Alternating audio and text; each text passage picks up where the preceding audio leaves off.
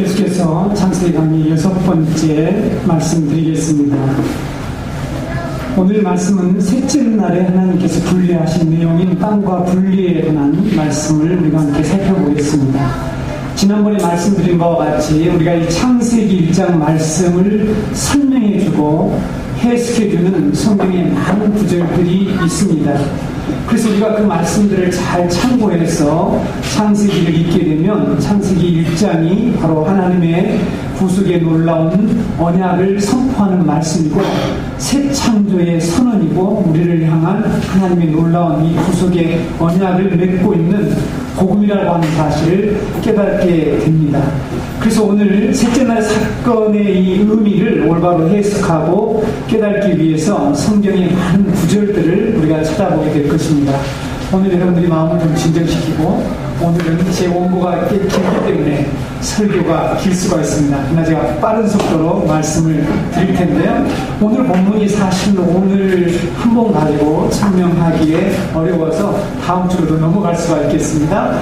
그래서 오늘 제가 여러분에게 소개하는 또 인용하는, 우리가 흔히 평행 구절이라고 그러죠. 성경이 같은 내용들을 다른 곳에서 설명하고 있는 말씀을 평행 구절이라고 하는데, 이 평행 구절들을 제가 여러분에게 많이 소개할 텐데 잘 기록해 두셨다가 집에 가셔서 다시 한번 찾아 읽어보시기 바랍니다. 그러면 창세기 말씀과 다른 성경들이 어떻게 연관되어 있는지, 왜 성경의 기자들이 창세기 말씀을 그렇게 반복해서 인용하고 선포하는지에 대해서 이해할 뿐만 아니라 성경의 말씀들이, 성경의 세계가 여러분 열리게 될 것입니다. 그래서 많은 분들이 이 성경의 많은 부분들을 그냥 방치한다고 할까? 많은 부분에 대해서 이해하기가 어려우니까 그런 말씀들을 다루지 않게 되는데, 여러분들이 오늘 잘 성경을 기록하셔서 이 말씀들을 읽어보시기를 바랍니다. 여러분, 성경 말씀을 들어 교회 나오시는 거 맞죠? 예, 제가 이런 것을 확인하는 이유는 많은 사람들이 이 설교에 대한 관점이 잘못되어 있는 것을 보게 됩니다. 그래서 참으로 안타까운 일은 그동안 우리는 이 설교 시간에 하나님의 이 말씀인 성경 자체를 해석하고 그 의미를 살펴보는 일보다는 성경 본문과 관련 없는 많은 인간의 말을 듣는 바람에 이 성경의 본문의 의미를 해석하고 설명해주는 설교에 여기 있는 분들을 지금 대상을 하는 게 아닙니다. 저는 지금 이 말씀을 듣는 많은 사람들을 염두에 두고 하는 얘기입니다. 그래서 성경 본문, 성경 자체의 의미를 해석하고 설명해주는 이 설교에 감동을 받지 못하거나 어려워하거나 인내하지 못하는 이런 일들이 벌어지고 있는 것을 저는 설교자로서 매우 안타깝게 생각합니다. 성경 자체의 본문의 의미를 밝혀주지 않는 설교를 해도 어떤 사람도 아무도 하나님 말씀의 의미를 무엇입니까? 하고 이렇게 물어보는 일조차도 없을 만큼 지금 설교자와 이 청중들이 성경 자체를 해석하고 성경이 성경을 해석하는 가장 기본적인 이 해석 방법인 이 방법을 통해서 말씀하고 선포하는 것들을 잘 듣지 못한다는 사실입니다. 그래서 쉽고 재미있는 이야기, 가십거리들을 이용해서 말하면 오히려 좋아하고 그것에 대해서 감동을 받는 이런 참으로 안타까운 일들이 오늘 우리들 가운데 벌어지고 있습니다. 그래서 제가 이런 말씀 드린 이유는 우리는 이제 이 주일 말씀 강론대에 가능한 성경의 많은 말씀들, 성경 말씀을 많이 인용하고 찾아보면서 이 말씀을 듣겠다는 거죠. 성경이 어떻게 성경을 해석해 주는지, 어떻게 성경이 성경을 잘 설명해 주는지만 우리가 소개를 받으면 됩니다. 그럼 얼마든지 하나님의 말씀을 잘 깨달을 수가 있다는 거죠. 그렇게 될 때 우리는 하나님 말씀을 아는 기쁨이 놀랍도록 우리 안에 다가오고 충만해질 것입니다. 이제 그래서 그런 방식으로 오늘 이 세 번째 날을 함께 살펴보겠습니다. 오늘 셋째 날 하나님께서 하신 일은 하늘 아래 물로부터 땅을 분리하신 일이죠. 하늘 아래 물로부터 땅을 분리하신 일입니다. 9절 말씀을 다시 한번 보면 하나님이 이르시되 천하의 물이 한 곳으로 모이고 묵치 드러나라 하시니 그대로 되니라. 여기 천하의 물을, 이것이 무슨 물인가 하면 하늘 아래 물입니다. 좀 안타까워요. 뭐가 안타깝냐면 성경 번역이 너무 안타까워요. 여기서 천하의 물하고 지난 2절에서 궁창 아래의 물, 궁창 위의 물 이렇게 하니까 이게 전혀 다른 물처럼 느껴질, 이렇게 오잖아요. 천하의 물 하니까 왜 여기서는 한자로 이렇게 했냐고요. 하늘 아래의 물 하면 바로 이 물이 2절에서 하나님께서 수직적 분리를 통해서 하나님의 이 거룩과 이 세상을 완전히 하나님의 분리하신 사건으로 우리가 인식하게 됩니다. 그래서 여러분, 하나님께서 2절에서 궁창 아래 물과 궁창 위의 물로 분리하셨는데 그 물 중에서 하늘 아래 물, 그 물로부터 지금 땅을 분리하셨다고 말씀한다는 것을 우리가 알아야 됩니다.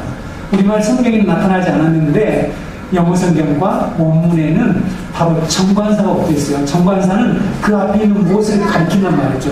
그 하늘 아래의 물, 이렇게 되어 있습니다. 그 하늘 아래의 물로부터 이처럼 땅을 분리하셨다는 사실을 여러분들이 잘 이 본문 자체를 이해하셨으면 좋겠습니다. 그동안 온 세상은 온통 하늘 아래 물이 덮고 있었다는 사실을 우리가 이 본문을 통해서 알 수가 있죠. 그러니까 셋째 날이 되기 전까지는 온 세상이 하늘 아래 물로 덮여 있었다고 하는 사실을 우리가 이 말씀 통해서 알 수가 있습니다. 세상을 덮고 있는 이 하늘 아래 물은 과연 무엇을 의미하는 것일까 하는 것을 우리가 함께 배워보도록 하겠습니다. 온 땅을 덮고 있는 이 물, 그 물은 온 세상을 혼돈과 공허에 빠뜨린 물이 분명한데요. 그 하늘물을 하나님이 한 곳으로 모으셨고 그 물로부터 땅을 떼어 놓으셨다라고 말씀하고 있죠. 그 물로부터 마른 땅을 만들어내셨다라고 말씀하고 있습니다. 여러분이 만약 성경을 자세히 주의해서 읽어보았다면 하나님의 구원 사건의 특징들이 있단 말이죠. 구원 사건을 드러내는 그 대표적인 사건들을 보게 되면 물이 물러가고 땅이 회복되는 것을 구원이라고 말씀하고 있습니다. 성경이 이렇게 말씀하고 있습니다. 바닷물이 갈라지고 마른 땅이 생기는 것을 하나님이 구원하신 사건이라고 말씀하는 것을 성경에서 읽을 수가 있습니다. 그래서 여러분, 셋째 날 하늘 아래의 물로부터 마른 땅을 분리한 이 사건은 하나님의 구속의 약속과 구원의 복음이 이 속에 들어있다는 것을 우리가 확인할 수 있다는 거죠. 땅과 바다를 분리한 이 사건이 왜 하나님이 우리를 구속하시겠다고 하는 언약이며 약속의 말씀인지 구원의 복음인지 여러분과 함께 살펴볼 것입니다. 여러분, 10절을 보게 되면 하나님이 묻힐 땅이라 부르시고 모임물을 바다라 부르시니 이렇게 말씀하고 있는데, 여기에 묻히라고 하는 이 말, 성경이 이wan 되게 번역을 하지 않았어요. 제가 이 말을 계속 언급하는 것을 참으로 여러분들에게 죄송하게 생각합니다. 여기에 묻히라는 말을 마른 땅으로 번역을 해야 됩니다. 왜냐하면 뒤에 다른 곳에 가서는 마른 땅으로 번역을 해놨거든요. 히브리어로 야바사라고 하는 단어인데 이 동일한 단어를 여기서 묻히라고 해버리니까 전혀 연관이 되잖아요. 그렇죠? 그래서 여러분, 여기에 마른 땅이, 하나님이 묻힐 마른 땅을 육지라고 부르셨다. 에레츠라고 하는데 여기에서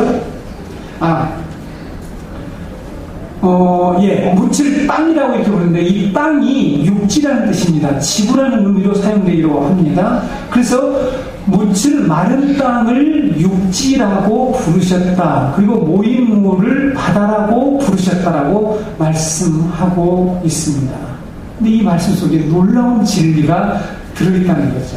근데 이 말씀 자체를 가지고서는 우리가 이 말씀의 의미가 무엇인지, 바다가 무엇을 상징하는지, 마른 땅이 무엇을 의미하는지를 우리가 이해하기가 어렵죠. 그래서 여러분, 이 바다가 상징하는 것이 무엇인지부터 살펴보겠습니다. 왜 이것이 하나님이 우리에게 장차 우리를 구원하시겠다, 우리를 반드시 이 사단의 왕국으로부터 우리를 분리해서 하나님의 나라를 세우시겠다고 하는 이 하나님의 나라의 약속의 언약인지를 살펴보겠습니다. 바다가 상징하는 것, 셋째 날의 이 구속사적 메시지가 무엇인지를 우리가 알기 위해서는 항상 어디로 들어가야 됩니까? 첫 번째 청중들, 그렇죠? 첫 번째 청중들, 이스라엘 백성들과 당시 사람들이 바다를 어떻게 생각했을까 하는 것을 살펴보아야 되겠죠. 출애굽 당시에 이 고대 사람들은 바다에 대해서 어떤 생각을 가지고 있었을까요? 여러분 혹시 알고 계세요? 들어보신 적 있으세요? 이 고대 사람들은 바다의 물들에 대해서 이러한 사상, 이러한 믿음, 이러한 태도를 가지고 있었죠. 당시 사람들은 바다에 매우 두려운 존재, 세상을 위협하는 어떤 이 존재들, 초자연적인 존재들이 살고 있다라고 믿고 있었습니다. 창세기 기록될 당시 사람들은 바다에 머리가 여러 개 있는 이 괴물이 바닷속에 있다라고 믿고 있었어요. 그래서 이 고대 사람들, 고대 이집트 문서들과 이 우가리 문서들과 여러 가지 문서들에 이런 내용들이 기록되어 있습니다. 근데 이런 형태가 다 똑같진 않아요. 뭐 7개의 머리를 가지고 있다, 이런 어떤 여러 가지 형태로 이러한 당시에 바닷속에 살고 있는 어떤 존재에 대해서 이미 고대 문서들이 전부 기록하고 있습니다. 이렇게 고대 사람들은 초자연적인 존재가 바닷속에 살고 있고 그것들이 늘 자기를 위협하거나 자기들에게 어려움을 준다는 사실을 알고 있어서 바다를 두려워했죠. 이런 바다에 대해서 이러한 믿음과 생각을 가지고 있는 사람들에게 하나님이 셋째 날의 말씀을 하고 있다는 사실을 우리가 먼저 이렇게 좀 이해하고 이 말씀을 속에 들어가기를 원합니다. 그런데 여러분, 성경에 바로 이 바닷속에 이런 존재가 살고 있다라고 말씀하고 있다는 사실입니다. 성경은 바다에 살고 있는 존재를 뭐라고 얘기합니까? 리오야단, 용, 뱀 또는 큰 악어가 살고 있다라고 말씀하고 있는 것을 여러분이 성경을 통해서 읽었죠? 이런 것들이 바다를 지금 지배하고 있다라고 말씀하고 있습니다. 이스라엘 선지자가 하나님의 심판과 큰 구원의 날이 오게 되면 바다에 있는 용을 죽이시겠다라고 말씀하고 있어요. 이사야 27장 1절에 보게 되면 그날에 여호와께서 그의 견고하고 크고 강한 칼로 날랜 뱀 리오야단, 곧 꼬불꼬불한 뱀 리오야단을 벌하시며 바다에 있는 용을 죽이시리라, 이렇게 말씀하고 있습니다. 여러분, 요한계시록 13장에 가보게 되면 바다에서 13장 굉장히 한 짐승, 바다에서 올라온 한 짐승에 관한 내용을 자세히 기록하고 있죠. 그 짐승의 모습과 그 짐승이 얼마나 강력한 권세를 가지고 있고 그 짐승이 하나님을 비방하고 있고 하늘에 사는 자들을 비방하고 있다는 내용을 담고 있습니다. 그래서 이 바다에서 올라온 한 짐승의 미혹을 받지 않고 경배하지 않는 사람들은 누구냐면 어린 양의 생명책에 기록된 자 외에는 모두 다 그 앞에 가서 절을 한대요. 권세가 있고 그가 이처럼 놀라운 능력을 발휘하기 때문에 그 앞에 가서 모두 절을 하게 된다는 내용이 요한계시록 13장에 기록되어 있습니다. 여러분들이 한번 꼭 가서 읽어보시기를 바랍니다. 그게 모습들이 쭉 나옵니다. 그들이 신성 모독을 하고 이런 일들을 합니다. 이렇게 바다에는 사단을 상징하는 짐승, 리오야단, 용이 살고 있는 곳으로 성경이 우리에게 말씀하고 있습니다. 근데 여러분, 이러한 리오야단과 용과 뱀, 큰 악어, 이런 사단을 상징하는 이런 것들이 언제부터 살고 있었을까요? 언제부터 살고 있었다고 성경이 말씀하고 있습니까? 놀랍게도 창세기 1장 5째 날부터 그들이 바닷속에 살고 있다라고 성경이 말씀하고 있습니다. 여러분의 생각을 많이 바꿔야 됩니다. 여러분, 제가 지금 여러분들에게 창세기 1장을 이 구속적 관점에서 하는 것이 저는 옳다라고 분명히 믿습니다. 왜냐하면 여러분, 다섯째 날 창세기 1장 21절 한번 보실래요? 1장 21절 한번 보시죠.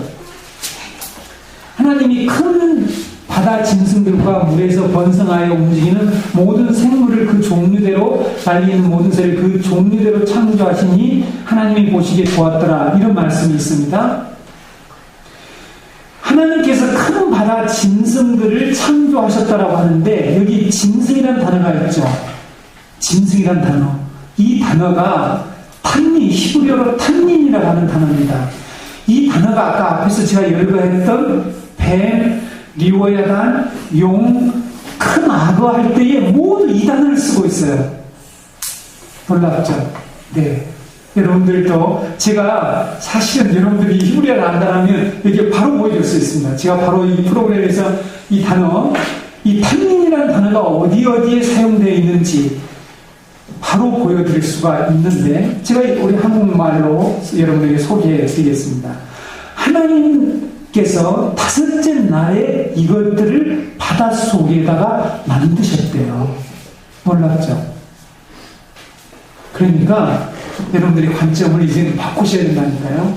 창세기 1장의 내용을 이런 우주 만물을 창조하는 단순한 사건에서 그 눈을 이제는 돌리셔야 합니다. 하나님의 이 구속사로 하나님의 새 창조 사역의 관점으로 돌리지 않으면 이 말씀이 이해가 될 수가 없다는 것입니다. 여러분, 이 탄민이라는 단어가 어디에 나오냐면 창세기 7장 9절 10절에 어떤 사건이 벌어집니까? 모세가 바로 앞에 갑니다. 그래서 지팡이를 들고 와서 무엇을 만듭니까? 뱀을 만들어요. 애굽의 술사들도 자기 지팡이로 거기까지 따라오잖아요. 뭘로 만들어요? 지팡이로 뱀을 만듭니다. 근데 그 사건 중에서 모세 지팡이의 뱀이 나중에 그 술사들의 뱀을 잡아먹는 일로 해서 승리하기는 해요. 이 뱀이라는 단어가 바로 창세기 1장 27절에 큰 바다 짐승들, 이 탄닌이라고 하는 동일한 단어를 사용하고 있다는 사실입니다. 시편 73편 13절에서 14절 말씀을 여러분들이 적어놓으세요. 주께서 주의 능력으로 바다를 나누시고 물 가운데 용들의 머리를 깨뜨리셨으며 리오야단의 머리를 부수시고 그것을 사막에 사는 자에게 음식물로 주셨으며. 여러분, 이 말씀이 무슨 의미입니까? 주의 능력으로 바다를 나누시고 물 가운데 용들의 머리를 깨뜨리시고 하는, 여기에 이 용이 있잖아요. 용이라는 단어가 탄민이라고 하는 동일한 단어라는 사실입니다. 에스겔서 29장 3절에 보게 되면 너는 말하여 이르기를 주 여호와께서 이같이 말씀하시되 애굽의 바로 왕이여 내가 너를 대적하노라. 너는 자기 강들 가운데에 누운 큰 악어라. 스스로 이르기를 나의 이 강은 내 것이라. 내가 나를 위하여 만들었도다 하는도다. 강 속에 누워있는 큰 악어가 있대요. 근데 이 악어가 바로 탄민이라고 하는 단어라는 거죠. 놀랍죠? 그럼 다섯째 날에 하나님이 하신 일입니다. 에스겔서 32장 2절에도 똑같이 애굽의 바로 왕에 대해서 슬픈 노래를 불러 그에게 가서 일러주라고 에스겔 선지자에게 얘기하는데 너를 여러 나라에서 사자로 생각하였더니 실상은 바다 가운데에 큰 악어라. 이게 큰 악어라고 하는 이 단어가 그래서 안타깝습니다. 우리말 성경에 같이 좀 번역을 해줬으면 얼마나 좋았겠어요. 우리가 말씀을 이해하는데 너무나 어려움을 주고 있는 거죠. 여기에서는 큰 악어, 여기에서는 뱀, 여기에서는 드래곤, 영어로 드래곤이 용이잖아요. 드래곤, 이렇게 다 각각 번역을 해놨어요. 여러분, 하나님이 이렇게 하나님께서 아랫물로 만든 바다 속에의 탄닌, 큰 악어, 용, 뱀, 다른 말로 하면 리오야단이 살고 있었습니다. 이미 이 바다를 지배하고 있는, 이 물 가운데에 있는 이런 사단의 세력을 의미하고 있다는 거죠. 성경에서 하나님께서 바다를 꾸짖고 바다를 향해서 진노하신 것을 볼 수가 있습니다. 여러분, 하박국 3장 8절에서 9절 15절을 제가 여러분에게 읽어드리겠습니다. 여호와여 주께서 말을 타시며 구원의 병거를 모시오니 강들을 분이 여기심이니까 강들을 노여하심이니까 바다를 향하여 섭내심이니까 주께서 활을 꺼내시고 화살을 바로 쏘셨나이다. 셀라 주께서 강들로 땅을 쪼개셨나이다. 15절 하박국 3장 15절 주께서 말을 타시고 바다 곧 큰 물의 파도를 밟으셨나이다. 성경 보면 여러분 하나님께서 이처럼 바다를 꾸짖고 바다를 향해서 성을 내시고 바다를 짓밟는데요. 짓밟는다는 것은 통제하신다는 거죠. 네, 죽이시겠다는 의미도 있겠죠. 왜 이러셨을까요? 왜 하나님께서는 강들을 분이 여기시고 노여하셨을까요? 그러니까 여러분 하나님이 창조하신 이 1장 2절 처음 창조하신 아름다운 이 창조 세계를 하나님이 왜 화를 내겠어요? 당신이 창조하신 바다라면 이 말씀이 그 바다를 가리킨다면 왜 하나님이 성질을 내냐고요? 왜 분노하시냐고요? 왜 그걸 짓밟는다고 말씀하시냐고요? 왜 하나님은 바다를 향해서 성을 내실까요? 왜 하나님은 자신의 피조물이라고 표현하고 있는 이것들에 대해서 분노를 하시는 것일까요? 그럼 이것들은 마치 인격체인 양 다루고 있지 않습니까? 왜 그럴까요? 이 바닷속에는 하나님을 대적하는 존재가 있기 때문이겠죠. 바닷속에는 리워야단이라고 하는 사람이 살고 있었습니다. 시편 104편 25절 26절을 보시게 되면 거기에 크고 넓은 바다가 있고 그 속에는 생물 곧 크고 작은 동물들이 무수하니이다. 그곳에는 배들이 다니며 주께서 지으신 리워야단이 그 속에 노나이다 라고 말씀하고 있습니다. 리워야단 뭘 얘기합니까? 사람을 상징하지 않습니까? 그래서 여러분, 오늘 본문의 하늘 아래에 물인 바다는 단순히 피조물을 가리키지 않는다고 하는 사실을 우리가 알 수가 있어요. 그리고 어떤 영적인 존재라는 것을 우리는 알 수가 있다는 거죠. 바다는 하나님을 대적하고 하나님의 백성을 삼키는 원수들이고 적이기 때문에 하나님은 그들을 향하여서 분노하셨다는 사실입니다. 오늘 본문에서 하나님께서 바다를 한 곳으로 모으셨다고 말씀하고 있는 이 오늘 본문의 이 셋째 날을 언급한 시편이 있어요. 그 시편은 104편입니다. 꼭 기억해 주시기 바랍니다. 시편 104편 6절에서 9절을 보시게 되면 하나님께서 물을 꾸짖으셨는데 물이 도망을 했대요. 이런 표현이 나와요. 잘 보세요. 자, 시편 104편 6절에서 9절 제가 읽어드리겠습니다. 옷으로 덮음같이 주께서 땅을 깊은 바다로 덮으심에 물이 산들 위로 솟아올랐으나 주께서 꾸짖으시니 물은 도망하며 주의 우레소리로 말미암아 빨리 가며 주께서 그들을 위하여 정하여 주신 곳으로 흘러갔고 산은 오르고 골짜기는 내려갔나이다. 주께서 물의 경계를 정하여 넘치지 못하게 하시며 다시 돌아와 땅을 덮지 못하게 하셨나이다. 여러분, 이 말씀은 노아 홍수에 관한 말씀이 아닙니다. 이 말씀은 바로 이 셋째 날에 일어난 사건에 대해서 말씀하고 있습니다. 하나님께서 물을 꾸짖으셨대요. 그때 어떻게 했다고요? 물이 도망을 했다라고 말씀하고 있습니다. 하늘 아래 물을 한 곳에 모으실 때에 하나님이 좋게 모여 이렇게 하신 것이 아니라 꾸짖으셨대요. 시편 기자가 지금 얘기하고 있는 것입니다. 꾸짖자 한 곳으로 모였대요. 한 곳으로 모여라고 하는 이 말, 한 곳으로 모였다는 이 말씀이 창세기 1장에서는 우리가 무슨 의미인지를 잘 알 수가 없다고 그랬죠. 그래서 제가 성경의 많은 구절들을 우리가 연구하면서 살펴보게 되면 이해할 수 있다고 그랬죠. 한 곳으로 모여. 한번 여러분 상상해 보실래요? 마치 학교 선생님이 학생들이 잘못하자 너희 모두 집합해 이렇게 할 때 어떤 의미를 합니까? 지금 분노하고 꾸짖고 하려고 해요.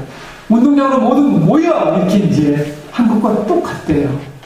물을 꾸짖으셨다고 말씀하고 있지 않습니까? 그래서 여러분, 우리의 창세기 오늘 1장 9절 10절에서는 우리가 그거 알 수가 없지만 물을 한 곳으로 모일 때 사실 하나님이 꾸짖으시는 거죠.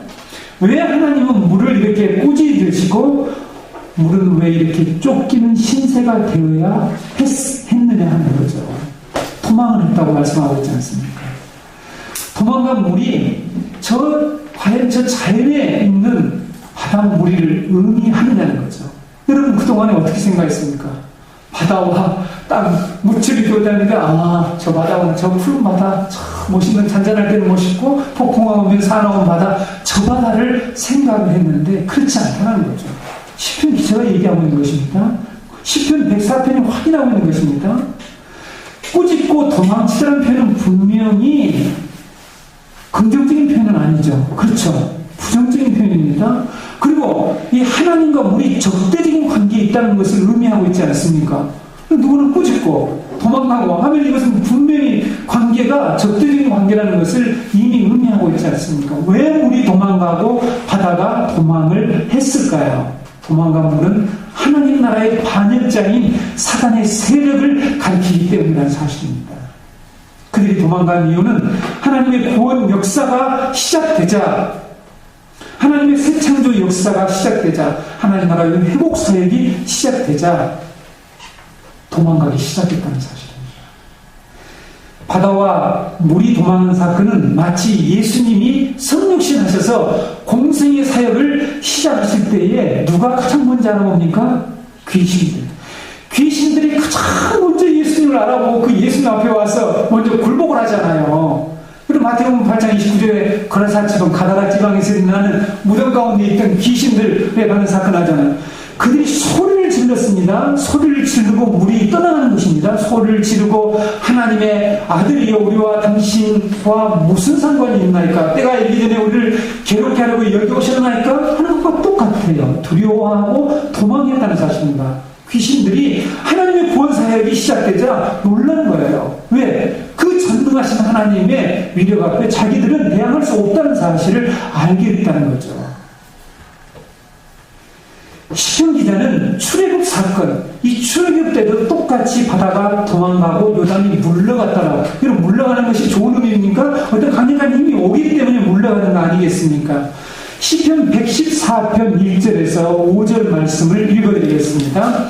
이스라엘이 애굽에서 나오며 야곱의 집안이 언어가 다른 민족에서 나올 때에 유다는 여호와의 성소가 되고 이스라엘은 그의 영토가 되었도다. 바다가 보고 도망하며 요단은 물러갔으니 산들은 수량과 같이 뛰놀며 작은 산들은 어린 양들 같이 뛰었도다. 바다야 내가 도망하면 어찌미며 요단아 내가 물러가면 어찌함인가. 여러분 이 말씀 이해가 되세요? 이 말씀이 지금 정확하게 바로 셋째 날에 일어난 사건들을 이루고 있는 말씀이라는 사실입니다. 여러분 이 시편 114편입니다. 104편과 114편 여러분 꼭 기억해 두시기 바랍니다. 114편은 출애굽 때에 홍해 바다가 마르고 요단강이 갈라진 사건을 배경으로 한 그런 시이죠. 하나님의 구원이 시작되자 바다는 도망가고 물들은 물러가기 시작했다는 사실입니다. 여러분 그래도 저 셋째 날의 바다를 저 우리가 자연의 바다로 생각을 하겠느냐는 것입니다.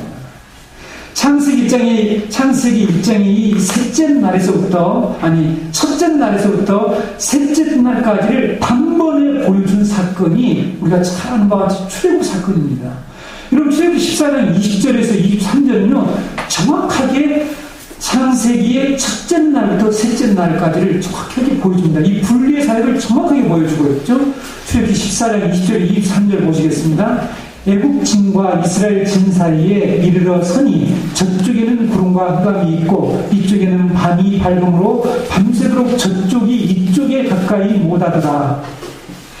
모세가 바다 위로 손을 내밀매 여호와께서 큰 동풍이 밤새도록 바닷물을 물러가게 하시니 물이 갈라져 바다가 마른 땅이 된지라. 이스라엘 자손이 바다 가운데를 육지로 걸어가고 물은 그들의 좌우에 벽이 되니 애굽 사람들과 바로의 말들 병거들과 그 마병들이 다 그들의 뒤를 추격하여 바다 가운데로 들어오는지라.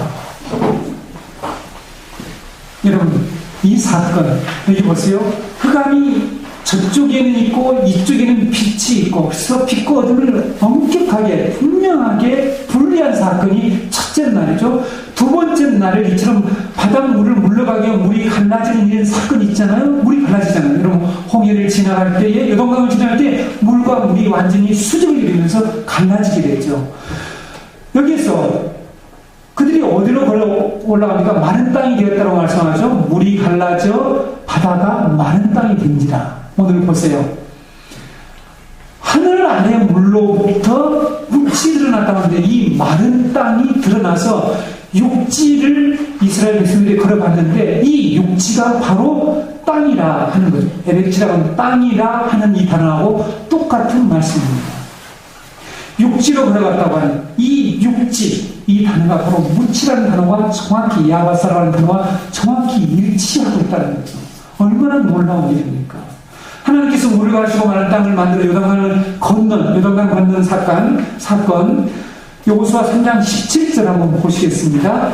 여호와의 언약궤를 맨 제사장들은 요단 가운데 마른 땅에 굳게 섰고 그 모든 백성이 요단을 건너기를 마칠 때까지 모든 이스라엘은 그 마른 땅으로 건너갔더라. 제가 아쉬워했죠. 창세기 1장에 아까 이 묵치란 단어를 똑같이 해서 마른 땅이라고 표현해 줬으면 얼마나 우리가 이해하기 쉬웠겠습니까? 요단 가운데 마른 땅에 붙게 섰고 이스라엘은 그 마른 땅으로 건너갔더라. 이것이 무엇입니까? 구원의 사건이죠. 이스라엘의 구원의 사건이지 않습니까? 그런데 이 사건이 바로 셋째 날 사건과 정확히 일치하고 있다는 사실입니다. 출애굽 사건은 정확히 셋째 날 사건을 성취하는 그런 사건인 것을 우리가 여기서 알 수가 있습니다. 하나님의 구원은 바다가 물러가고 마른 땅이 되는 사건을 하나님의 구원이라고 말씀하고 있습니다. 여러분, 바다가 물러간다. 이 사단의 모든 세력, 죄악의 물결 이런 것들이 다 물러가고 더 이상 그것이 땅을 넘보지 못하도록, 땅에 다시 돌아오지 못하도록 한계를 정해서 돌아오지 못하게 하는 사건, 이것이 하나님의 구원의 놀라운 사건입니다. 여러분, 이 마른 땅과 관련해서 여러분, 구원은 땅의 회복으로 성경은 계속해서 말씀합니다. 여러분, 이제 창세기 12장에서부터 어떻게 땅을 회복시키는 하나님의 구속 사건이 아주 구체적으로 이루어지는데, 그래서 이 마른 땅을 만드는 것을 성경은 구원이라고 말씀하고 있습니다. 여러분, 노아홍수 심판 사건, 지난번에도 제가 잠깐 언급해 드렸듯이 온 세상이 물이 덮이죠. 그런데 온 세상이 물이 덮은 후에 모든 죄인들, 타락한 자들을 다 하나님이 심판하시고 노아 601년 1월 달에 물이 서서히 물러갔다고 말씀하고, 물이 물러갔대요. 물이 물러갑니다. 물이 물러가고 물이 다 마르죠. 물러가고 둘째 달 27일 날에 땅이 말랐더라. 여기에 땅이 말랐다라고 하는 단어가 바로 이 마른 땅이다. 땅이 말랐다는 동일한 단어의 동사형이 나옵니다. 창세기 8장 14절에 나오죠. 하나님은 그 마른 땅 위에 구원받은 하나님의 백성의 씨인 노아의 8 식구들을 그 땅에 두시고 모든 혈육 있는 생물과 새와 이 가축과 짐승들을 그 땅에 두셔서 재창조 사역을 시작하시는데, 이것이 여러분 오늘 창세기 셋째 날하고 똑같습니다. 셋째 날에 여러분 땅에다가 하나님이 드디어 씨 맺는 채소, 씨 맺는 씨를 가지는 이 나무들을 하나님께서 거기서 나게 만드셨다고 했잖아요. 이게 새 창조의 시작이 일어나는 것을 보여주고 있는 것입니다. 여러분, 셋째 날에 불리는 사단과 하나님의 나라를 구별하는 하나님의 구원 사건으로서 장차 이스라엘의 출애굽을 예표했고, 궁극적으로는 예수 그리스도를 통해서 이루실 영적 출애굽에 대한 구속의 언약을 담고 있는 사건이라는 말씀입니다. 바다와 마른 땅에 불리는 마치 애국과 이스라엘을 분리한 홍해 사건과 요단강 사건을 이미 하나님께서 셋째 날에 예언하고 있는 것이고, 의인과 죄인을 분리한 노아 홍수 사건을 예언하고 있는 것이고, 가라지와 알곡을 사단의 자식과 하나님의 백성을 구분하는 사단의 나라와 하나님의 나라의 경계선을 만드는 사건이라는 말씀입니다. 이 일을 하신 하나님이 어떠하셨을까요? 마음이 어땠을까요? 네? 이 일을 하시고 하나님 마음이 어땠을까요? 보시기에 좋았더라 라고 말씀합니다. 이 물질을 보고, 이 땅을 보고, 마른 땅을 보고 보시기에 좋았다고, 이것이 경계선을 만들고, 여러분, 예레미야, 오늘 제가 한 말씀을 여러분에게 드리지 않지만 욥기, 예레미야의 잠언 8장에 바다의 한계를 정하시고 한 이 말씀, 그냥 여러분, 처음부터 하나님은 완벽한 이 세상 피조개를 창조했어요. 해일이나 힘이 일어날 수가 없어요. 하나님은 그 말씀을 지금 하는 게 아닙니다.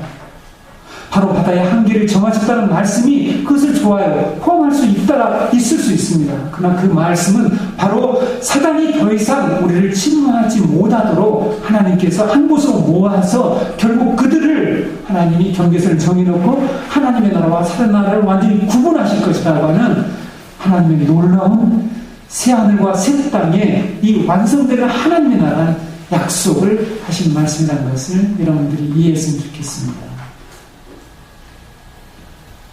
2장에 가서 말씀드리겠지만 사람이 독취하는 것이 좋지 아니하니 반대말입니다. 보시기 좋았다는 말과 반대 단어거든요. 나오는데 이 보시기에 좋았다라는 말씀은 단순히 그냥 피조세계를 지어놓고 하나님이 좋았다라고 그동안은 그렇게 이해해 오셨죠? 이것은 구속사건과 관련된 말씀입니다. 사랑하는 우리 정가족 여러분, 하나님께서 바다의 경계를 정하시고 다시 땅을 덮지 못하게 하시겠다는 이 놀라운 약속, 놀라운 이 구원의 약속을 아는 자, 자연의 바다는 여전히 경계를 넘어서 지금 쓰나미를 일으키고 해일을 일으켜 수많은 재앙을 낳고 있습니다. 하나님께서 이 바다의 경계를 정하셨다는 말씀이 지금은 통하지 않는단 말이죠.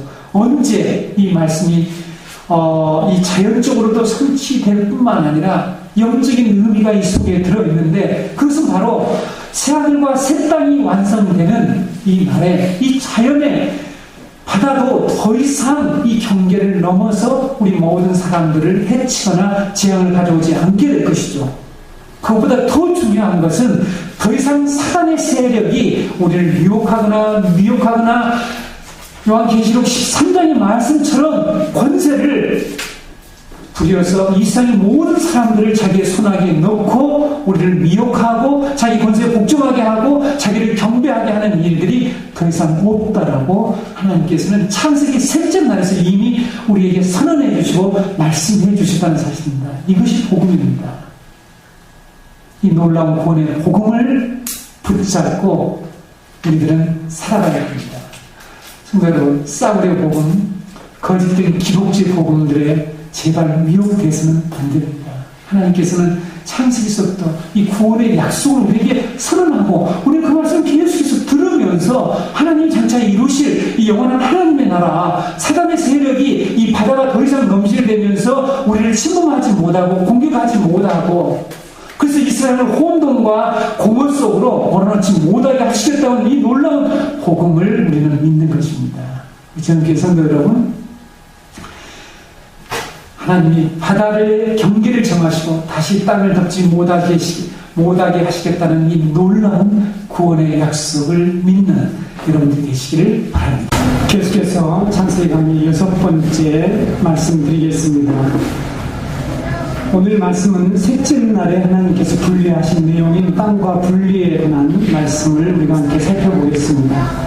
지난번에 말씀드린 바와 같이 우리가 이 창세기 1장 말씀을 설명해주고 해석해주는 성경의 많은 구절들이 있습니다.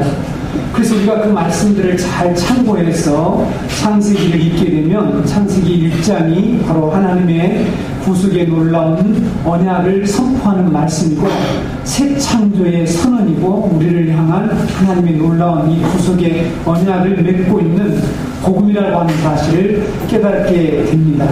그래서 오늘 셋째 날 사건의 이 의미를 올바로 해석하고 깨닫기 위해서 성경의 많은 구절들을 우리가 찾아보게 될 것입니다. 오늘 여러분들이 마음을 좀 진정시키고, 오늘은 제 원고가 꽤 길기 때문에 설교가 길 수가 있습니다. 그러나 제가 빠른 속도로 말씀을 드릴 텐데요. 오늘 본문이 사실 오늘 한 번 가지고 설명하기에 어려워서 다음 주로도 넘어갈 수가 있겠습니다.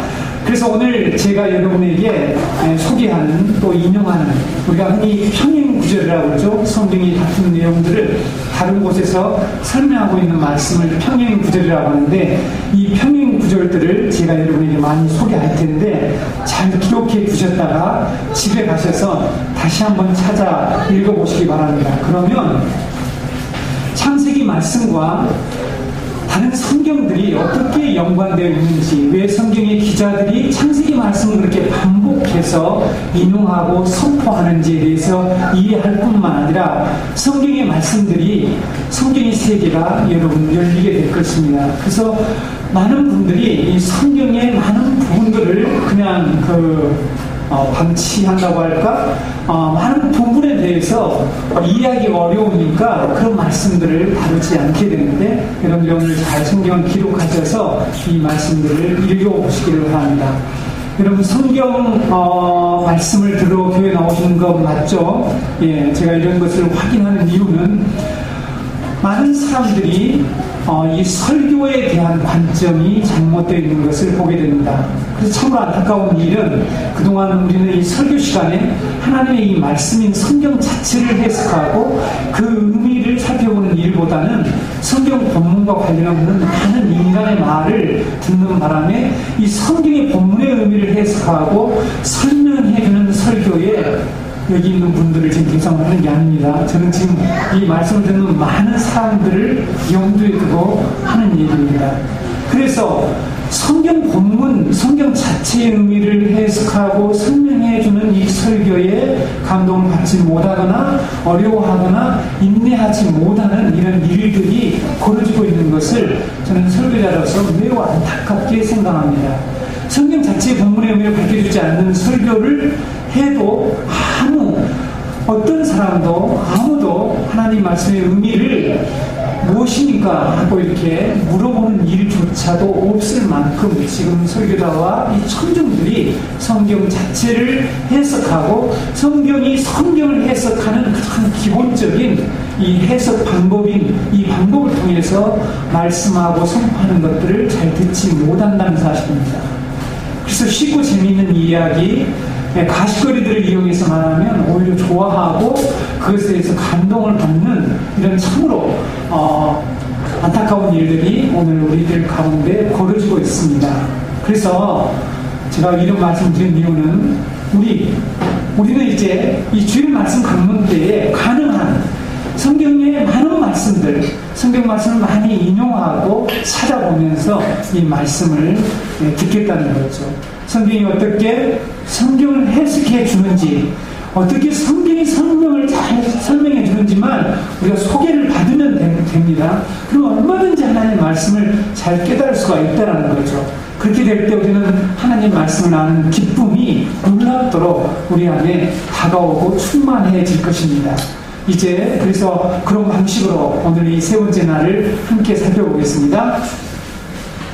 오늘 셋째 날 하나님께서 하신 일은 하늘 아래 물로부터 땅을 분리하시는 일이죠. 하늘 아래 물로부터 땅을 분리하신 일입니다. 9절 말씀을 다시 한번 보면 하나님이 이르시되 천하의 물이 한 곳으로 모이고 묻히 드러나라 하시니 그대로 되니라. 여기 천하의 물을, 이것이 무슨 물인가 하면 하늘 아래 물입니다. 좀 안타까워요. 뭐가 안타깝냐면 성경 번역이 너무 안타까워요. 여기서 천하의 물하고 지난 2절에서 궁창 아래의 물, 궁창 위의 물 이렇게 하니까 이게 전혀 다른 물처럼 느껴질 이렇게 오잖아요. 천하의 물 하니까 왜 여기서는 한자로 이렇게 했냐고요.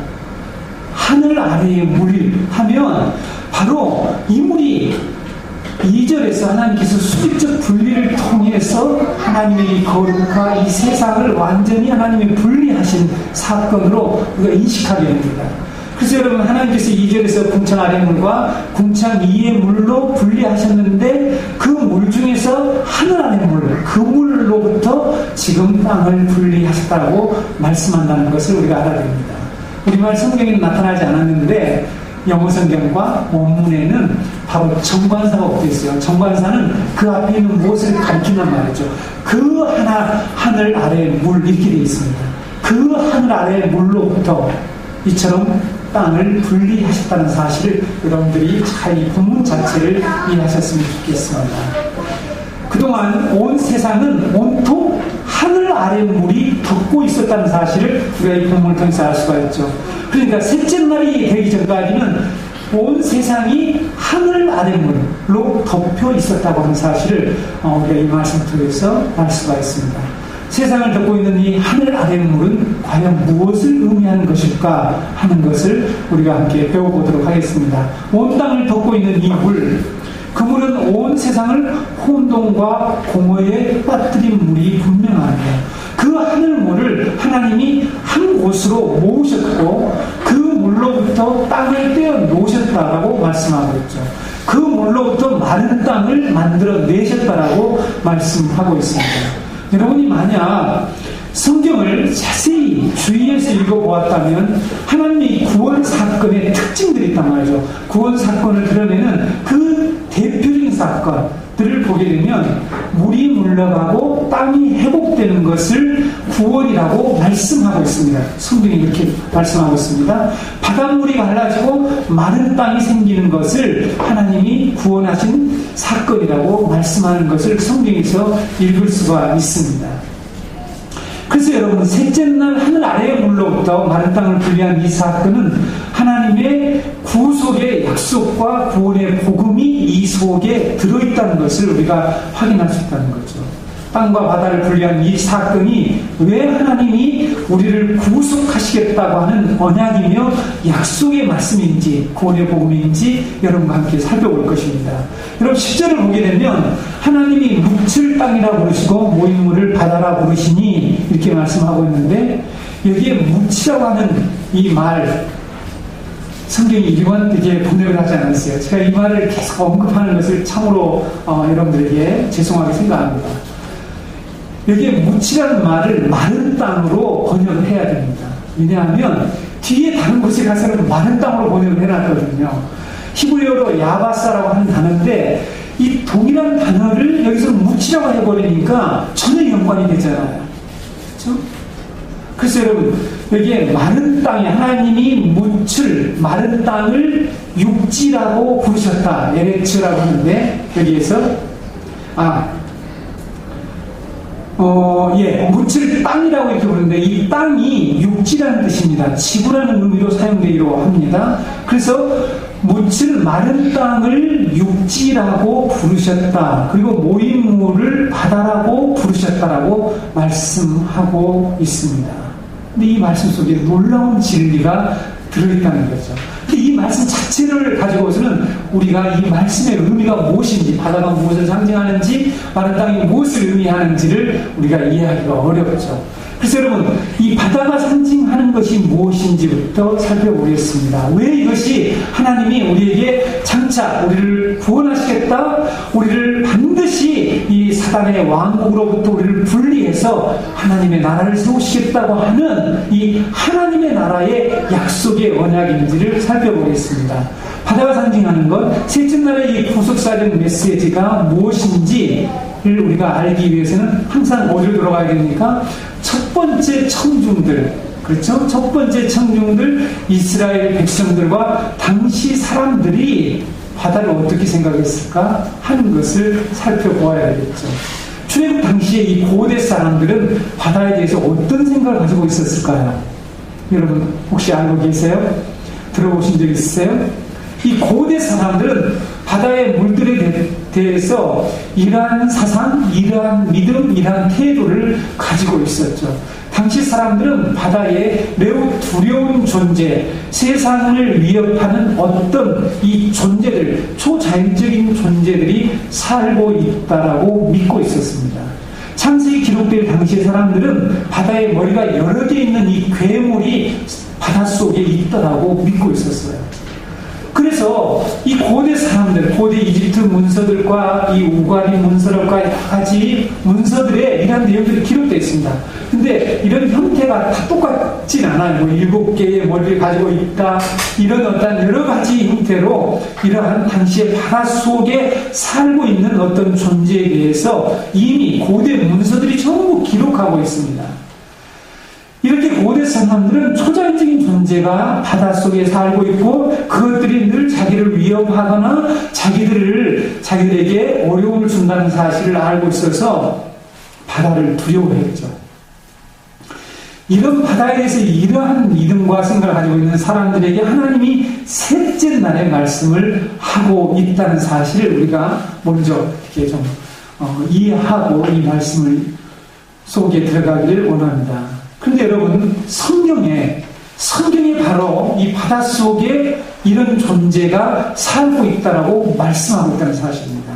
성경은 바다에 살고 있는 존재를 뭐라고 얘기합니까? 리오야단, 용, 뱀 또는 큰 악어가 살고 있다라고 말씀하고 있는 것을 여러분이 성경을 통해서 읽었죠? 이런 것들이 바다를 지금 지배하고 있다라고 말씀하고 있습니다.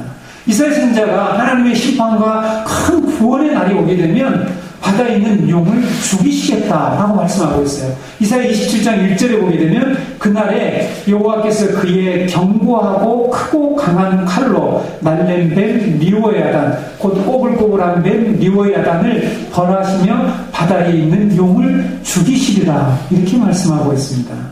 여러분, 요한계시록 13장에 가보게 되면 바다에서 13장 괜찮으니 한 짐승, 바다에서 올라온 한 짐승에 관한 내용을 자세히 기록하고 있죠. 그 짐승의 모습과 그 짐승이 얼마나 강력한 권세를 가지고 있고 그 짐승이 하나님을 비방하고 있고 하늘에 사는 자들을 비방하고 있다는 내용을 담고 있습니다. 그래서 이 바다에서 올라온 한 짐승의 미혹을 받지 않고 경배하지 않는 사람들은 누구냐면 어린 양의 생명책에 기록된 자 외에는 모두 다 그 앞에 가서 절을 한대요. 권세가 있고 그가 이처럼 놀라운 능력을 발휘하기 때문에 그 앞에 가서 모두 절을 하게 된다는 내용이 요한계시록 13장에 기록되어 있습니다. 여러분들이 한번 꼭 가서 읽어보시기를 바랍니다. 그게 모습들이 쭉 나옵니다. 그들이 신성 모독을 하고 이런 일들을 합니다. 이렇게 바다에는 사단을 상징하는 짐승 리오야단 용이 살고 있는 곳으로 성경이 우리에게 말씀을 하고 있습니다. 근데 여러분, 이러한 리오야단과 용과 뱀, 큰 악어, 이런 사단을 상징하는 이런 것들이 언제부터 살고 있었을까요? 언제부터 살고 있었다고 성경이 말씀하고 있습니까? 놀랍게도 창세기 1장 5째 날부터 그들이 바닷속에 살고 있다고 성경이 말씀하고 있습니다. 여러분의 생각을 많이 바꿔야 됩니다. 여러분, 제가 지금 여러분들에게 창세기 1장을 이 구속적 관점에서 하는 것이 저는 옳다라고 분명히 믿습니다. 왜냐하면 여러분, 다섯째 날 하나님께서 다섯째 날 창세기 1장 21절 한번 보실래요? 1장 21절 한번 보시죠. 하나님이 큰 바다 짐승들과 물에서 번성하여 움직이는 모든 생물을 그 종류대로 날리는 모든 새를 그 종류대로 창조하시니 하나님이 보시기에 좋았더라, 이런 말씀이 있습니다. 하나님께서 큰 바다 짐승들을 창조하셨다라고 하는데 여기 짐승이라는 단어가 있죠. 짐승이라는 단어, 이 단어가 탄닌, 히브리어로 탄닌이라고 하는 단어입니다. 이 단어가 아까 앞에서 제가 열거했던 뱀, 리오야단, 용, 큰 악어 할 때에 모두 이 단어를 쓰고 있어요. 놀랍죠? 네. 여러분들도 제가 사실은 여러분들이 히브리어를 안다라면 이게 바로 보여줄 수 있습니다. 제가 바로 이 프로그램에서 이 단어, 이 탄닌이라는 단어가 어디에 사용되어 있는지 바로 보여드릴 수가 있는데 제가 우리 한국말로 여러분에게 소개해 드리겠습니다. 하나님께서 다섯째 날에 이것들을 바닷속에다가 만드셨대요. 놀랍죠? 그러니까 여러분들이 관점을 이제 바꾸셔야 된다니까요. 창세기 1장의 내용을 이런 우주 만물을 창조한 단순한 사건에서 그 눈을 이제는 돌리셔야 합니다. 하나님의 이 구속사로 하나님의 새 창조 사역의 관점으로 돌리지 않으면 이 말씀이 이해가 될 수가 없다는 것입니다. 여러분, 이 탄닌이라는 단어가 어디에 나오냐면 창세기 7장 9절 10절에 어떤 사건이 벌어집니까? 모세가 바로 앞에 갑니다. 그래서 지팡이를 들고 와서 무엇을 만듭니까? 뱀을 만들어요. 애굽의 술사들도 자기 지팡이로 거기까지 따라오잖아요. 뭘로 만들어요? 지팡이로 뱀을 만듭니다. 근데 그 사건 중에서 모세 지팡이의 뱀이 나중에 그 술사들의 뱀을 잡아먹는 일로 해서 승리하기는 해요. 이 뱀이라는 단어가 바로 창세기 1장 27절에 큰 바다 짐승들, 이 탄닌이라고 하는 동일한 단어를 사용하고 있다는 사실입니다.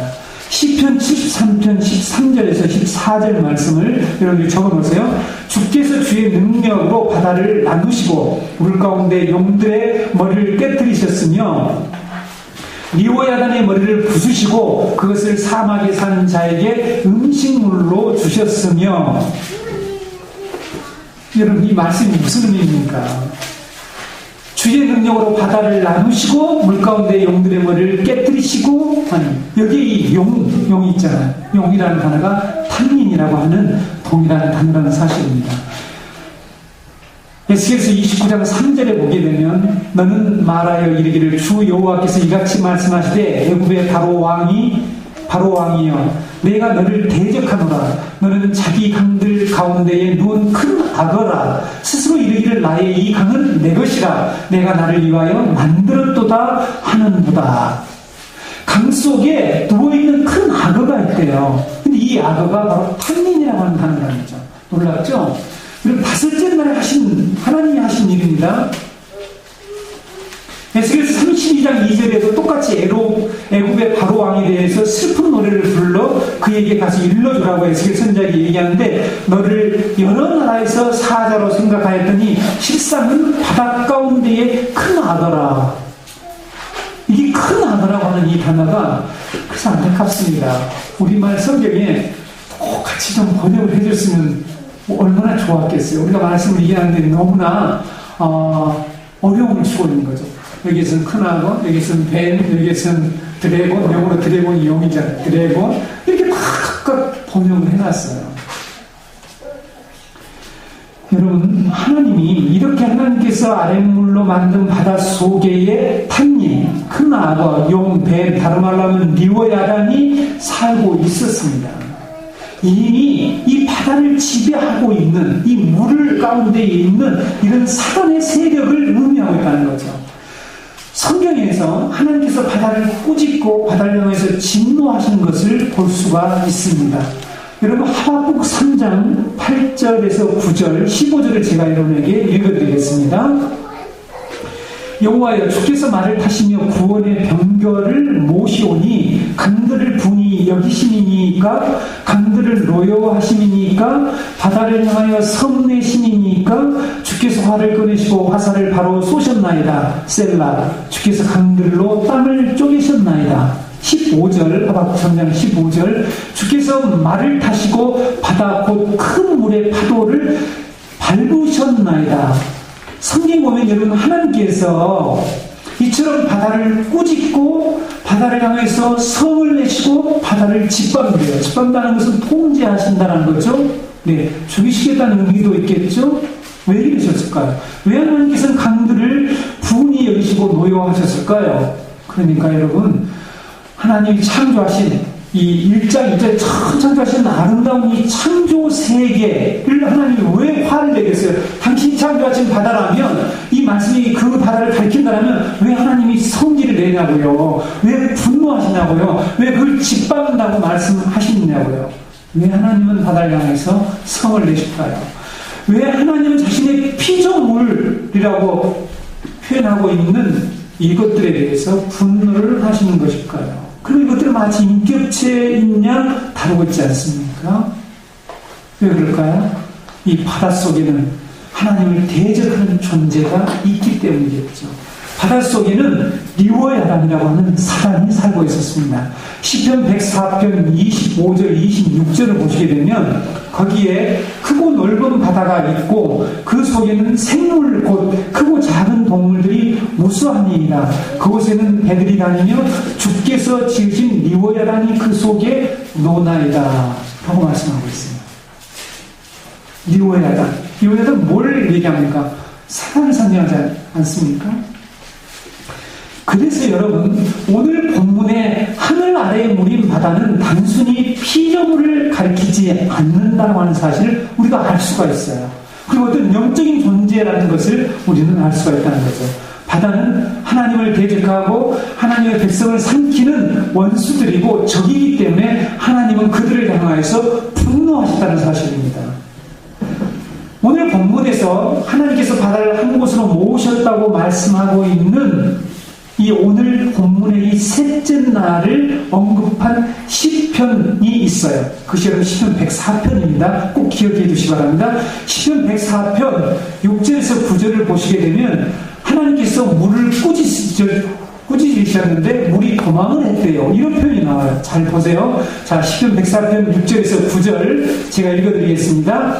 옷으로 덮음같이 주께서 땅을 깊은 바다로 덮으심에 물이 산들 위로 솟아올랐으나 주께서 꾸짖으시니 물은 도망하며 주의 우레소리로 말미암아 빨리 가며 주께서 그들을 위하여 정하여 주신 곳으로 흘러갔고 산은 오르고 골짜기는 내려갔나이다. 주께서 물의 경계를 정하여 넘치지 못하게 하시며 다시 돌아와 땅을 덮지 못하게 하셨나이다. 여러분, 이 말씀은 노아 홍수에 관한 말씀이 아닙니다. 이 말씀은 바로 이 셋째 날에 일어난 사건에 대해서 말씀하고 있습니다. 하나님께서 물을 꾸짖으셨대요. 그때 어떻게 했다고요? 물이 도망을 했다라고 말씀하고 있습니다. 하늘 아래 물을 한 곳에 모으실 때에 하나님이 좋게 모여 이렇게 하신 것이 아니라 꾸짖으셨대요. 시편 기자가 지금 얘기하고 있는 것입니다. 꾸짖자 한 곳으로 모였대요.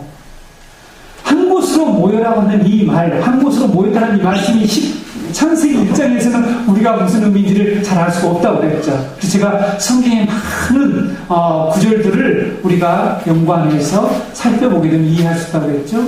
한 곳으로 모여. 한번 여러분 상상해 보실래요? 마치 학교 선생님이 학생들이 잘못하자 너희 모두 집합해 이렇게 할 때 어떤 의미를 합니까? 지금 분노하고 꾸짖고 하려고 해요. 운동장으로 모두 모여 이렇게 이제 한 것과 똑같대요. 물을 꾸짖으셨다고 말씀하고 있지 않습니까? 그래서 여러분, 우리의 창세기 오늘 1장 9절 10절에서는 우리가 그거 알 수가 없지만 물을 한 곳으로 모일 때 사실 하나님이 꾸짖으시는 거죠.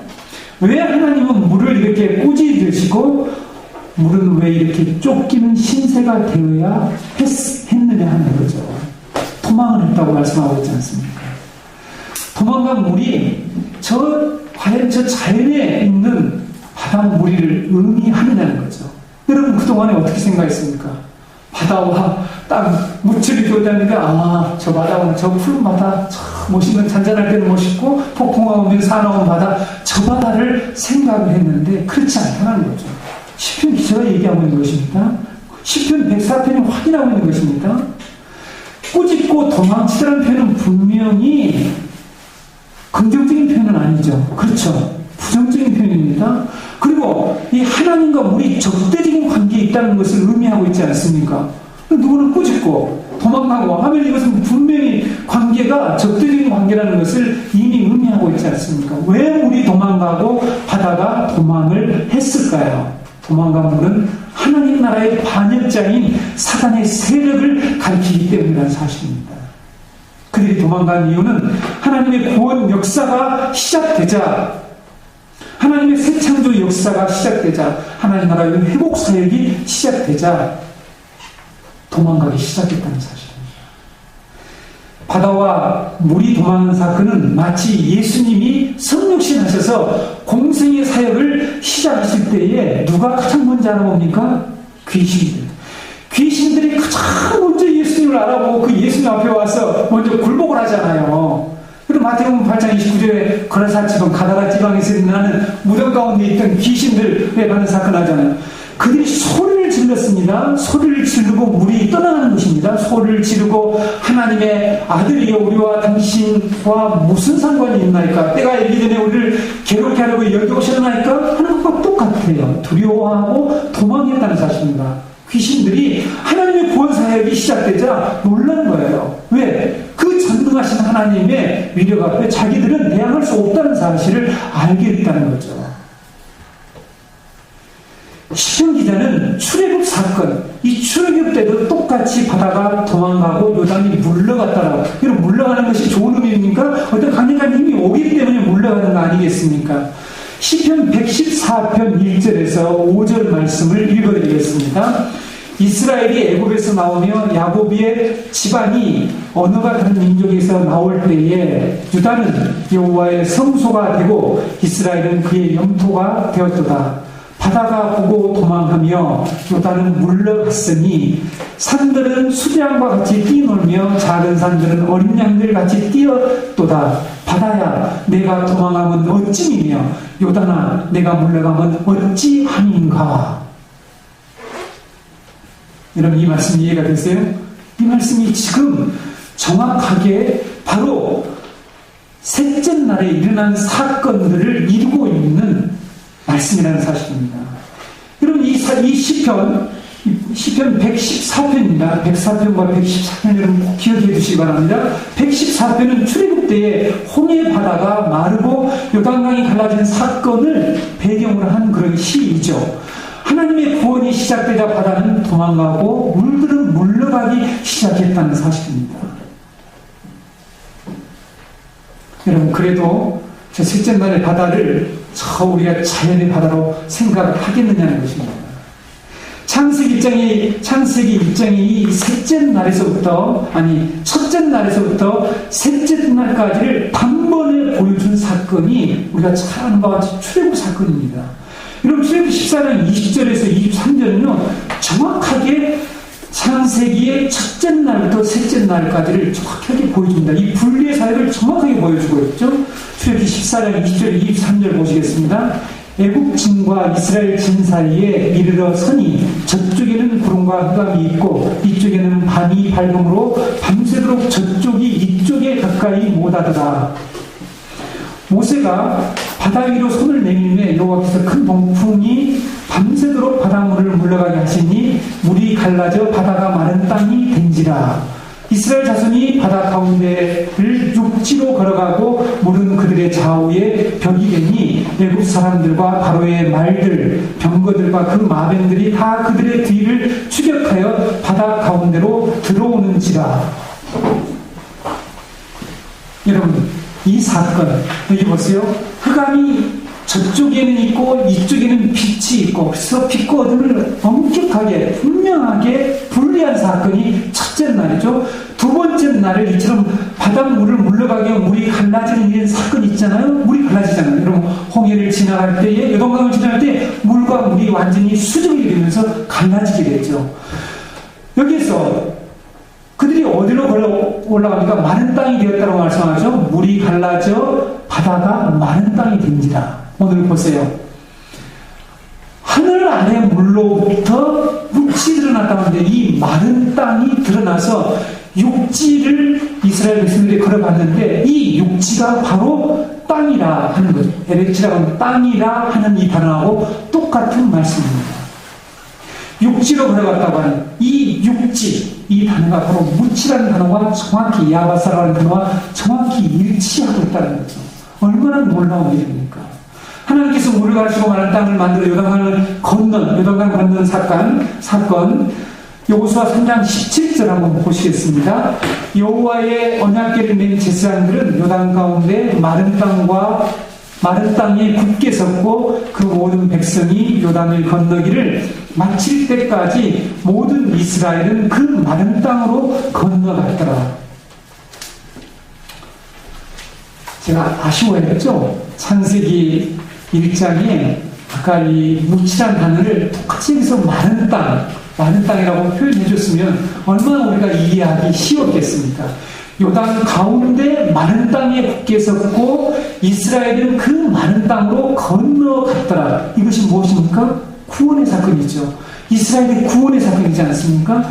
그런데 이 사건이 바로 셋째 날 사건과 정확히 일치하고 있다는 사실입니다. 출애굽 사건은 정확히 셋째 날 사건을 성취하는 그런 사건인 것을 우리가 여기서 알 수가 있습니다. 하나님의 구원은 바다가 물러가고 마른 땅이 되는 사건을 하나님의 구원이라고 말씀하고 있습니다. 여러분, 바다가 물러간다. 이 사단의 모든 세력, 죄악의 물결 이런 것들이 다 물러가고 더 이상 그것이 땅을 넘보지 못하도록, 땅에 다시 돌아오지 못하도록 한계를 정해서 돌아오지 못하게 하는 사건, 이것이 하나님의 구원의 놀라운 사건입니다. 여러분, 이 마른 땅과 관련해서 여러분, 구원은 땅의 회복으로 성경은 계속해서 말씀합니다. 여러분, 이제 창세기 12장에서부터 어떻게 땅을 회복시키는 하나님의 구속 사건이 아주 구체적으로 이루어지는지, 그래서 이 마른 땅을 만드는 것을 성경은 구원이라고 말씀하고 있습니다. 여러분, 노아홍수 심판 사건, 지난번에도 제가 잠깐 언급해 드렸듯이 온 세상이 물이 덮이죠. 그런데 온 세상이 물이 덮은 후에 모든 죄인들, 타락한 자들을 다 하나님이 심판하시고 노아 601년 1월 달에 물이 서서히 물러갔다고 말씀하고, 물이 물러갔대요. 물이 물러갑니다. 물이 물러가고 물이 다 마르죠. 물러가고 둘째 달 27일 날에 땅이 말랐더라. 여기에 땅이 말랐다라고 하는 단어가 바로 이 마른 땅이다, 땅이 말랐다는 동일한 단어의 동사형이 나옵니다. 창세기 8장 14절에 나오죠. 하나님은 그 마른 땅 위에 구원받은 하나님의 백성의 씨인 노아의 8 식구들을 그 땅에 두시고 모든 혈육 있는 생물과 새와 이 가축과 짐승들을 그 땅에 두셔서 재창조 사역을 시작하시는데, 이것이 여러분 오늘 창세기 셋째 날하고 똑같습니다. 셋째 날에 여러분 땅에다가 하나님이 드디어 씨 맺는 채소, 씨 맺는 씨를 가지는 이 나무들을 하나님께서 거기서 나게 만드셨다고 하잖아요. 이게 새 창조의 시작이 일어나는 것을 보여주고 있는 것입니다. 여러분, 셋째 날에 풀리는 사단과 하나님의 나라를 구별하는 하나님의 구원 사건으로서 장차 이스라엘의 출애굽을 예표했고, 궁극적으로는 예수 그리스도를 통해서 이루실 영적 출애굽에 대한 구속의 언약을 담고 있는 사건이라는 말씀입니다. 바다와 마른 땅에 분리는 마치 애국과 이스라엘을 분리한 홍해 사건과 요단강 사건을 이미 하나님께서 셋째 날에 예언하고 있는 것이고, 의인과 죄인을 분리한 노아 홍수 사건을 예언하고 있는 것이고, 가라지와 알곡을 사단의 자식과 하나님의 백성을 구분하는 사단의 나라와 하나님의 나라의 경계선을 만드는 사건이라는 말씀입니다. 이 일을 하신 하나님이 어떠하셨을까요? 마음이 어땠을까요? 네? 이 일을 하시고 하나님 마음이 어땠을까요? 보시기에 좋았더라 라고 말씀합니다. 이 물질을 보고, 이 땅을 보고, 마른 땅을 보고 보시기에 좋았다고, 이것이 경계선을 만들고, 여러분 예레미야, 오늘 제가 한 말씀을 여러분에게 드리지 않지만 욥기, 예레미야의 잠언 8장에 바다의 한계를 정하시고 한 이 말씀, 그냥 여러분 처음부터 하나님은 완벽한 이 세상 피조계를 창조했어요. 해일이나 힘이 일어날 수가 없어요. 하나님은 그 말씀을 지금 하는 게 아닙니다. 바로 바다의 한계를 정하셨다는 말씀이 그것을 좋아요. 포함할 수 있을 수 있습니다. 그러나 그 말씀은 바로 사단이 더 이상 우리를 침노하지 못하도록 하나님께서 한 곳으로 모아서 결국 그들을 하나님이 경계선을 정해놓고 하나님의 나라와 사단 나라를 완전히 구분하실 것이라고 하는 하나님의 놀라운 새하늘과 새 땅에 이 완성되는 하나님의 나라는 약속을 하신 말씀이라는 것을 여러분들이 이해했으면 좋겠습니다. 이장에 가서 말씀드렸지만 사람이 독차하는 것이 좋지 아니하니 반대말입니다. 보시기 좋았다는 말과 반대 단어거든요. 나오는데요. 이 보시기에 좋았다라는 말씀은 단순히 그냥 피조세계를 지어놓고 하나님이 좋았다라고 그동안은 그렇게 이해해 오셨죠? 이것은 구속사건과 관련된 말씀입니다. 사랑하는 우리 정가족 여러분, 하나님께서 바다의 경계를 정하시고 다시 땅을 덮지 못하게 하시겠다는 이 놀라운 약속, 놀라운 이 구원의 약속을 아는 자, 자연의 바다는 여전히 경계를 넘어서 지금 쓰나미를 일으키고 해일을 일으켜 수많은 재앙을 낳고 있습니다. 하나님께서 이 바다의 경계를 정하셨다는 말씀이 지금은 통하지 않는다고 말했죠. 언제 이 말씀이 이 자연적으로도 성취될 뿐만 아니라 영적인 의미가 이 속에 들어있는데, 그것은 바로 새하늘과 새 땅이 완성되는 이 날에 이 자연의 바다도 더 이상 이 경계를 넘어서 우리 모든 사람들을 해치거나 재앙을 가져오지 않게 될 것이죠. 그것보다 더 중요한 것은 더 이상 사단의 세력이 우리를 미혹하거나 요한계시록 13장의 말씀처럼 권세를 부려서 이 세상의 모든 사람들을 자기의 손아귀에 넣고 우리를 미혹하고 자기 권세에 복종하게 하고 자기를 경배하게 하는 일들이 더 이상 없다라고 하나님께서는 창세기 셋째 날에서 이미 우리에게 선언해 주시고 말씀해 주셨다는 사실입니다. 이것이 복음입니다. 이 놀라운 구원의 복음을 붙잡고 우리들은 살아가야 합니다. 성도 여러분, 싸구려 복음, 거짓된 기복지 복음들의 제발 미혹돼서는 안 됩니다. 하나님께서는 창세기서부터 이 구원의 약속을 우리에게 선언하고 우리 그 말씀을 계속해서 들으면서 통해서 하나님 장차 이루실 이 영원한 하나님의 나라, 사단의 세력이 이 바다가 더 이상 넘실대면서 우리를 침범하지 못하고 공격하지 못하고, 그래서 이스라엘을 혼돈과 공허 속으로 몰아넣지 못하게 하시겠다는 이 놀라운 복음을 우리는 믿는 것입니다. 저는 성도 여러분, 하나님이 바다의 경계를 정하시고 다시 땅을 덮지 못하게 하시겠다는 이 놀라운 구원의 약속을 믿는 여러분들이 되시기를 바랍니다.